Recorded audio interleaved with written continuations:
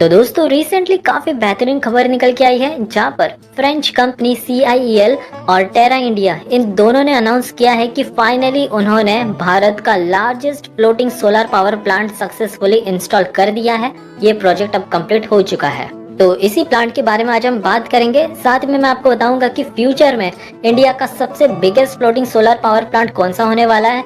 हम जानेंगे कि इसके क्या एडवांटेजेस होते हैं लैंड के मुकाबले, जो हम अक्सर कंस्ट्रक्ट करते हैं नॉर्मली, तो उसके मुकाबले फ्लोटिंग सोलर पावर प्लांट के क्या एडवांटेजेस है, और साथ में मैं आपको इसके कुछ डिसएडवांटेज भी बताऊंगा। तो वीडियो काफी ज्यादा इंटरेस्टिंग इन्फॉर्मेटिव होगी, इसलिए एंड तक जरूर देखिए।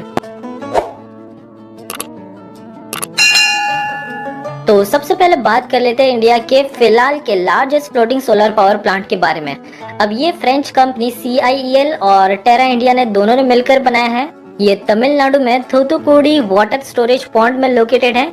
अब इसकी कैपेसिटी तो इतनी ज्यादा नहीं है, लगभग 14.7 मेगावाट की है, बट अभी के लिए एज ऑफ मई 2021 ये बन चुका है इंडिया का largest floating solar power plant. अब इससे भी कई गुना बड़े बड़े हमारे देश में फ्लोटिंग सोलर पावर प्लांट का कंस्ट्रक्शन शुरू है, लेकिन वो अभी तक कंप्लीट नहीं हुए हैं, और इसी की वजह से अभी ये बना है फिलहाल के लिए इंडिया का largest floating solar power plant. Now इसमें मेक इन इंडिया की बात करें तो यहाँ पर हमें मोस्ट इम्पोर्टेंट चीज जो फ्लोटिंग सोलर पावर प्लांट के नीचे फ्लोट्स चाहिए होते हैं, तो मेक इन इंडिया कैंपेन को ध्यान रखते हुए इन्हें लोकली मैन्युफैक्चर किया गया है।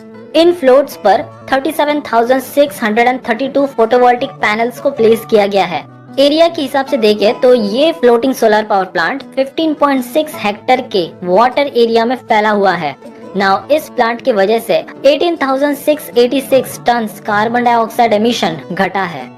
अब ये तो प्लांट बनकर तैयार हो गया है। इस पर कंपनी का कहना है कि अगर हम इसी तरह के सेम मॉडल को बाकी के इंडस्ट्री में भी रेप्लिकेट करें, जैसे कि जो इंडस्ट्रियल रिजर्वायर्स होते हैं such as steel, thermal, fertiliser, cement, chemical, इन सब में भी अगर हम इस तरह के मॉडल को रेप्लिकेट करें तो सस्टेनेबिलिटी तो यहाँ पर काफी ज्यादा बढ़ जाएगी। साथ ही में ग्रिड के कंपैरिजन में यहाँ पर हमें और काफी ज्यादा कॉम्पिटिटिव प्राइस मिलेगा।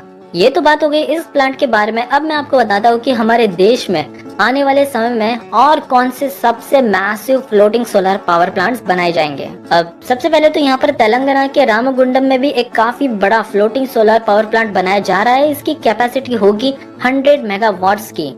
इसकी कुल लागत है लगभग 423 करोड़ रुपीस की, यानी कि 423 करोड़ रुपीस।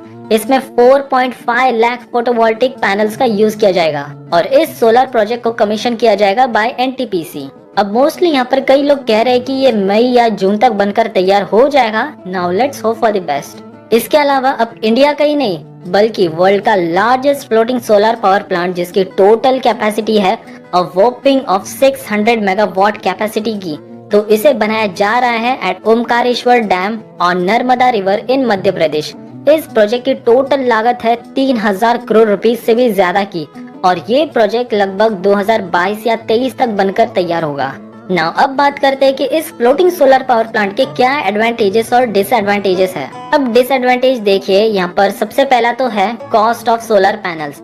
अगर हम फ्लोटिंग की तरफ जाते हैं तो कॉस्ट ऑटोमेटिकली इंक्रीज हो जाती है, क्योंकि हमें एक ऐसा मटेरियल चाहिए जिसके ऊपर हम पैनल्स को प्लेस कर सके। वैसे ये इतनी ज्यादा भी नहीं होती है, क्योंकि ऑन ग्राउंड भी अगर हम देखें तो एक तरह से हमें एक पूरा फ्रेम तैयार करना पड़ता है, foundation for this kind of panels, तो ये इतना बड़ा डिसएडवांटेज नहीं है। सेकेंडली बात करें तो यहाँ पर हमें कुछ स्पेशलाइज वर्कफोर्स चाहिए इस तरह के काम को अंजाम देने के लिए। अब क्योंकि ये काफी नया सा ही कॉन्सेप्ट है इंडिया के भीतर, तो लोगों को भी इस तरह के काम करने के लिए थोड़ा टाइम लगेगा टू गेन नॉलेज। अब तीसरी और सबसे इम्पोर्टेंट डिसएडवांटेज की बात करें तो अगर यहाँ पर कोई टाइफून आ जाता है तो ये थोड़ा बर्बाद करके रख देता है आपके फ्लोटिंग सोलर पावर प्लांट को, और ऐसे ही कुछ सीन हुआ था जापान के साथ भी। यहाँ पर टाइफून की वजह से काफी ज्यादा इम्पैक्ट कर दिया इसने फ्लोटिंग सोलर पावर प्लांट को, लेकिन फाइनली उन्होंने पूरी तरह से इसे रिकंस्ट्रक्ट कर दिया है। यहाँ पर आप आर्टिकल भी देख सकते हो, Japan largest floating photovoltaic plant being reconstructed after typhoon impact. इसके अलावा भी अगर और कुछ डिसएडवांटेज देखें तो वो हो सकता है एरिया को लेकर। यहाँ पर हमें अगर काफी बड़ा massive floating solar power plant बनाना है तो वो वाटर बॉडी भी इतनी बड़ी होनी चाहिए। इसके अलावा वाटर इकोसिस्टम डिस्टर्ब ना हो, इसका भी हमें खासा ख्याल रखना है। तो ये तो हो गए कुछ डिसएडवांटेज। अब यहाँ पर एडवांटेज की बात करें तो यहाँ पर तो काफी सारे एडवांटेज है। सबसे पहले तो यहाँ पर लैंड की जो कॉस्ट है तो वो ड्रास्टिकली डिक्रीज हो जाती है। यहाँ पर हम काफी लैंड सेव भी कर लेते हैं, और अगर हम आने वाले समय में और तेजी से फ्लोटिंग सोलर पावर प्लांट को कंस्ट्रक्ट करने लग जाए तो लैंड की रिक्वायरमेंट काफी हद तक कम हो सकती है। दूसरा सबसे बड़ा एडवांटेज हो सकता है वाटर इवापोरेशन को लेकर। अगर हम पूरा एक काफी अच्छा पैनल से कवर कर दे वाटर बॉडी को तो यहाँ पर इवापोरेशन लॉसेस काफी ज्यादा कम हो जाएंगे एक्सट्रीम हीट में।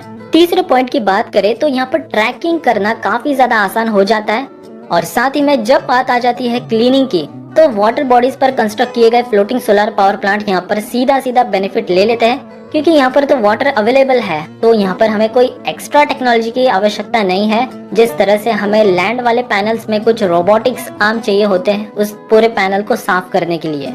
इसके अलावा असेंबली भी इसकी काफी आसानी से की जा सकती है। फास्ट कंस्ट्रक्शन हम सुनिश्चित कर सकते हैं। लैंड डिस्प्यूट तो ज्यादा होता ही नहीं है, और मोस्ट इम्पोर्टेंटली सबसे इम्पोर्टेंट बात यहाँ पर यह है कि पैनल्स की एफिशिएंसी यहाँ पर काफी अच्छी हो जाती है। पैनल्स काफी एफिशिएंटली काम करने लगते हैं, बिकॉज अक्सर काफी एक्सपर्ट्स का मानना है कि यहाँ पर हाई टेम्परेचर्स के चलते सोलर पैनल्स की एफिशिएंसी जरा घट जाती है। लेकिन अब क्योंकि हमने वाटर बॉडी पर कंस्ट्रक्ट कर दिया है तो यहाँ पर एक सिस्टमैटिक कूल डाउन हो जाता है इन पूरे सोलर पावर ग्रिड का, एंड बिकॉज ऑफ विच इसकी एफिशिएंसी काफी ज्यादा बढ़ जाती है even in hot climates. Finally video and करने से पहले मैं आपको एक फन फैक्ट बताना चाहूंगा।